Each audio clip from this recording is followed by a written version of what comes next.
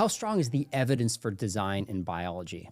Despite claims that Darwin defeated the argument for design, our guest today, one of the leading proponents of intelligent design who has studied or done doctoral research at Caltech, Berkeley, and Cambridge, says the evidence for design is undeniable. That's right, undeniable. He is featured in a movie set for theatrical release called The Story of Everything.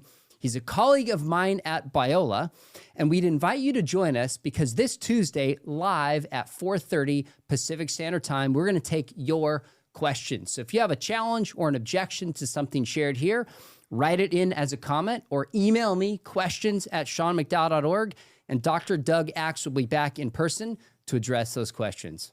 Welcome back to the show. Great to be here. So something I've really wanted to know about you, and I think it's a great place to start, is how you became a Christian. Did the design arguments play a role at all, or did you discover them after becoming a believer? Yeah, I don't think they did. So I was not raised in a Christian home. Okay. I probably would have called myself a Christian. We had a Bible at home, but we didn't go to church. My mother started to really feel angst about this as her 4 kids were in their teen years. I was 14 years old. So she was praying, and the Lord really answered her prayers in a spectacular way. Within a space of a few months, we all started going to church. I heard the gospel message for the first time. My parents did as well. I think on 2 different evenings at this church. This was up in the Bay Area, in Walnut Creek, California. My parents were baptized, and then we were all, the 4 of us kids were baptized the next cycle round. So everything changed for us very quickly.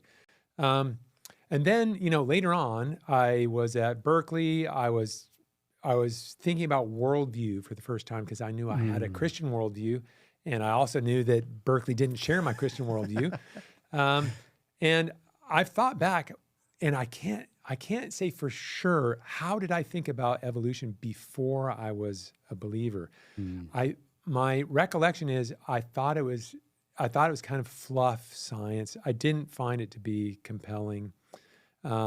As I said, I said I believe in God, and I did, but I didn't have any really firm foundation. So it certainly wouldn't have been from a scriptural foundation that I would have rejected it when I was a 12-year-old, say.